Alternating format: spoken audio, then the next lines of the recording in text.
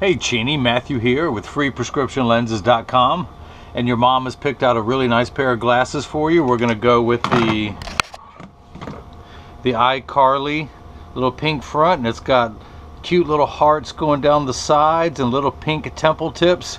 Now when your mom said that you were going to get glasses, I thought you were going to get something really cool. But hey, you know, if you want to rock the iCarlys, you can do that. No one's going to say nothing to me. Wait, hang on, I'm just being told something now.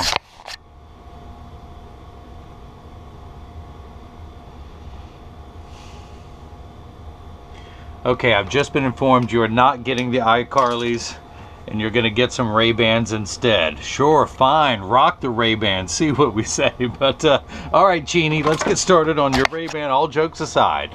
You're getting the RayBan 2132 new Wayfarer in the color 901, which is the classic shiny black in the 55i size. So let me go ahead and take it out of the original packaging. Your Italian leather RayBan case, your RayBan frame. Of course, you got your RayBan cleaning cloth on the inside here. Put that back inside your case. And of course, it comes with a little plastic sleeve. RayBan sends it to me that way so the temples don't rub together during shipping. So I'm going to take that off. I'm going to take out your original heavy glass lenses. And instead, I'm going to insert a lightweight, unbreakable lens. Now, your frame weighs about half the weight it did just a moment ago. So last call, Chini. iCarly with the little hearts on the side, or the really cool RayBan in the shiny black. You be the judge. RayBan, okay, RayBan it is. I'm gonna set it down there. So I'm gonna put your Italian frame into my $30,000 Santanelli, the Italian edger. It's the LE1000 patternless edger, and the stylus has popped up and it's gonna trace the shape of the left lens, and then it's gonna move over and trace the shape of the right. Here at freeprescriptionlenses.com, where everyone loves a bargain and no one is disappointed with quality. You buy genuine, authentic RayBan frame and you will receive free, clear, single vision prescription lenses or non-prescription fashion lenses. If you have vision insurance or flex dollars that you're not using, oops, I'm knocking the door down, I can provide you with receipts where you get reimbursed for your purchase. So now you can wear the coolest pair of geek chic glasses out there even if you don't wear a prescription. But Chini, in your case, you do need a prescription. So let's go ahead and make them. I'm gonna pull the shape up. I'm gonna put in your pupillary distance. These are polycarbonate lenses that I'm cutting for a Xyle frame. And I know from experience that the plastics, the 55 has a deeper bevel. I'm wearing the same frame in color 6052, or 6053, excuse me, which is the blue crystal to match my blue shirt with the pinstripes. But you are going to get the classic shiny black. So your prescription reads Plano minus 250 at 2, Plano minus 250. I'm going to spin the axis wheel of my Marco 101 lensometer to 2. I'm going to put the power on Plano. Let me just test that everything is perfect. It is. I'm going to put your lens in and rotate it until the spherical power comes in clear. I'm going to find the optical center of your lens. Now would be a good time for you to see how dusty the top of my equipment is, especially like right here. There's some dust there that I've seen in my videos. I need someone to come over here and clean this for me. Who's that going to be? Who's that going to be? Let me get everything centered perfectly, and I'm going to put 3 dots on your lenses, which I can barely see, so I know you can't. So let me darken those for you. And this is the right lens. The reason why I put those 3 dots on there is I've got to make sure your lens does not get tilted before I cut it. So I'm going to put that on the blocker. Let me do the same thing for your left lens. Plano minus 2 at 176. Let me spin the axis wheel just a few degrees over to 176. You're still on Plano. Put your lens in, find the spherical power, find the optical center. And let's go ahead and put 3 dots on these lenses. Boy, I can barely see that. Let me do them a little bit better. I can do better. I can do better. I just need some more ink.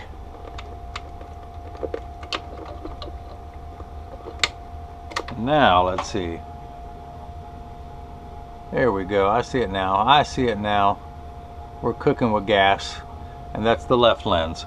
So this is a block. I need to attach this to your lens while it's cutting. This is what's going to hold it in the lathe. So I need a double-sided adhesive sticker. And wouldn't you know that 3M, the same people who make Post-it notes, make double-sided adhesive stickers. The black side is the sticky side. So I'm going to stick that onto the block. Pull the tape away to make my side sticky, Get everything lined up perfectly. Essentially what I'm looking into is like the crosshairs of a scope. I have a vertical meridian and a horizontal one, and I want to get those 3 dots on the horizontal meridian, and then the vertical one is going to go straight through that optical center. So the crosshairs of a scope are dead center at your pupil. We'll do the same thing for the left side. Get everything lined up perfectly. And now I can begin. I'm going to take your right lens and put it into the chuck, or as I like to call it, the Charles, because I don't know the machine well enough to call it chuck. But the first thing that's going to happen, apart from really bad humor, is these calipers are going to come down and it's going to trace the shape of the right side of the frame to make sure the lens is large enough to fit. It's tracing on the concave side, the rear surface, the back surface closest to the eyelashes, and then it's going to move over and trace the front surface, which is the convex side of the lens. All the while measuring the thickness of the lens at every point to know exactly where to place the bevel so the lens fits inside the frame perfectly.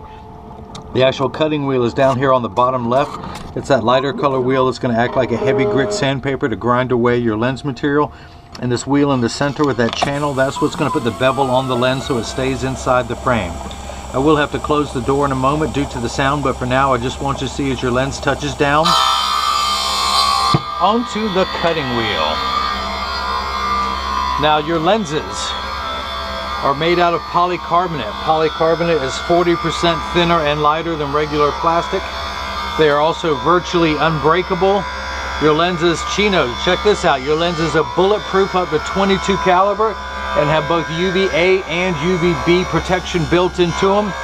We know what the sun's harmful ultraviolet rays can do to your skin, where your eyes are 8 times more sensitive than your skin. So you have permanent sunscreen for your eyes. The other nice feature about your lenses, it's aspheric, meaning not spherical. A spherical lens is completely round in every direction, and it gives you that ugly cosmetic fishbowl appearance. These lenses are much flatter, and it's going to fit inside the frame perfectly. When you buy glasses online, people will charge you for plastic lenses. And then if you want to upgrade to the thinner, lighter weight, unbreakable polycarbonate, you pay a fee for that. When you want to upgrade to the aspheric flatter lenses, you pay a fee for that. So this is someone else's 3rd tier premium lens that you're going to get for free from me when you buy them. Now, if you notice your lens is flat around the edges just like a nickel, I could take it out and it would stand on the counter. But now the bevel is being placed on the lens, which is the knife-like edge. If you notice, there's also water running in the background just to collect the sawdust or optical debris. But polycarbonate cuts dry. Now there are 2 water jets that will kick in the last 20 seconds. This one in the front and the one in the rear, and it does that so perfectly. So it's just going to wash away any debris that might be there. And as soon as it's done, we'll take it out and we'll see if it fits. Oh, water's dried up, water dried up. There we go. It's back, it's back. Now we'll take it out, and I doubt severely whether it will fit. I always start a little bit large and work my way down just based on the golden rule. You can always cut more off of a lens or anything else you're cutting, even if it's a piece of wood. You can always cut more off, you can never add it back on there. So I start a little bit large and work my way down.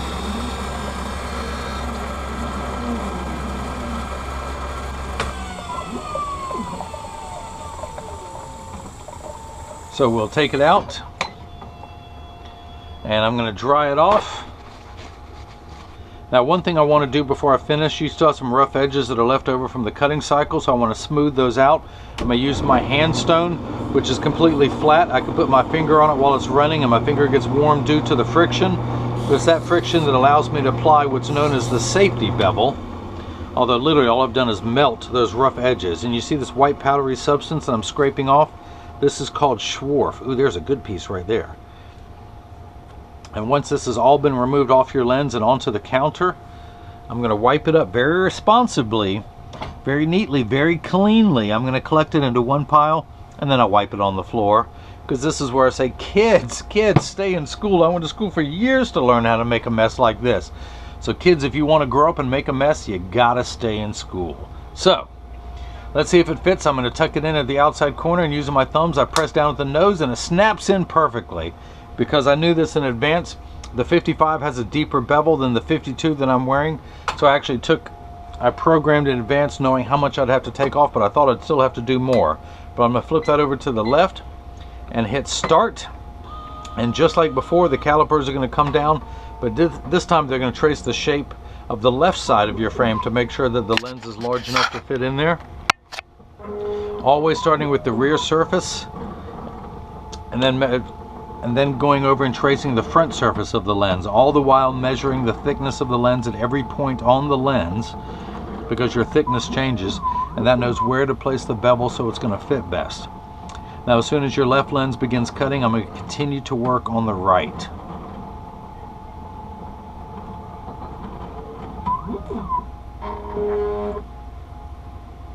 Cut, cut, cut, cut, cut, cut.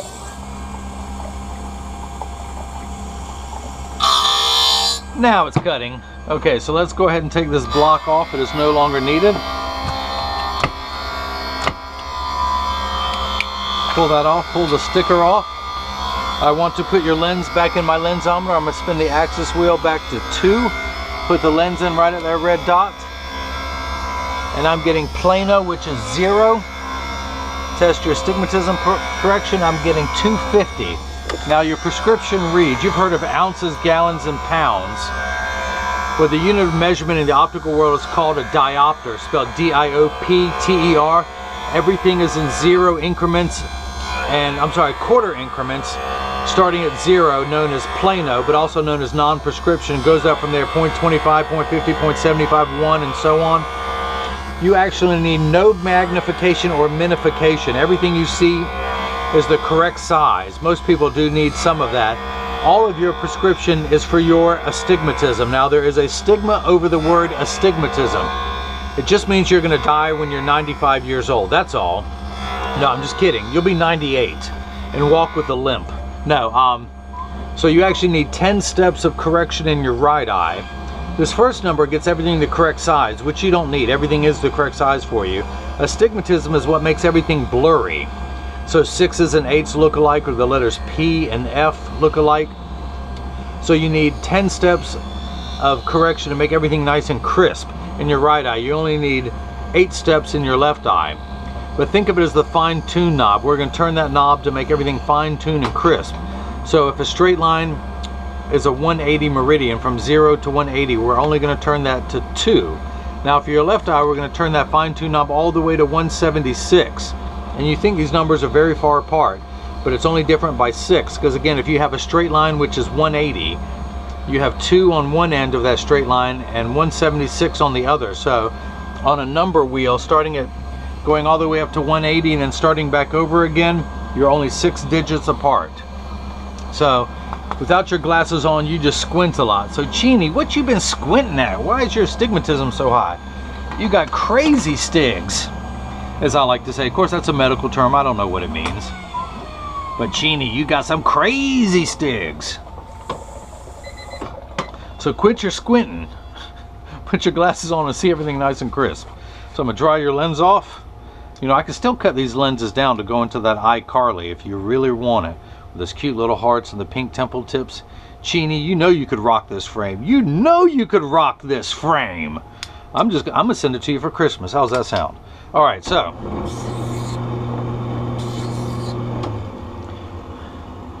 your mom said if you flunk out of school, you got to wear these. So you better get all straight A's. And you will with your RayBans. So let me scrape all that off your lens.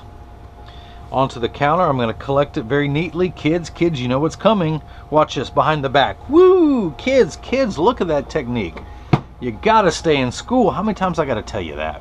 So let's go ahead and get your left lens mounted. I'm going to tuck it into the outside corner, push down at the nose. It snaps in perfectly. I'm going to take this block off. I'm going to spin the axis wheel back to 176. Put the lens in with that red dot right over the viewfinder. I'm getting plano. -2. So the other thing I want to do is your pupillary distance is 62. So I'm going to hold this card up. I'm going to place my PD stick against my thumb on your right lens. And on your left lens, we are getting 62, so that is cut perfectly. I do want to go ahead and clean the red dots off your lenses, and this is another thing I like to do, is remind everyone now that when you get these in the mail, And if they're too loose or too tight, or if one side is higher than the other, that's because 80% of people have one ear that's higher than the other. And I'm no different. I will show you, but just if that is the case, just stop by your local optical shop and they'll get it adjusted for you. But for now, I'm going to get it in standard alignment, also known as a 3-point stance. The 3 points are 1, 2, and the bottom of the frame being 3. I set it on the counter. There is no wobble. When I say wobble, I have one ear that's higher than the other, so when I press down, mine wobble, but they sit level on me. So again, there is no wobble. Flip them over. There is no wobble. I make sure that each temple overlaps perfectly and one's not up higher than the other. And these are perfect. Same amount of tension on each spring, each hinge, excuse me. There are no spring hinges on the new Wayfarer. But that's that. If anyone has any questions, just email me at freeprescriptionlenses@gmail.com. Chini, I hope you enjoyed watching me make your prescription eyeglasses. I'm sorry for teasing you with these iCarlys, but I figured, hey, it's all in good fun. But everyone else has got the chance to see how I bring that love and feeling back to glasses. Thank you.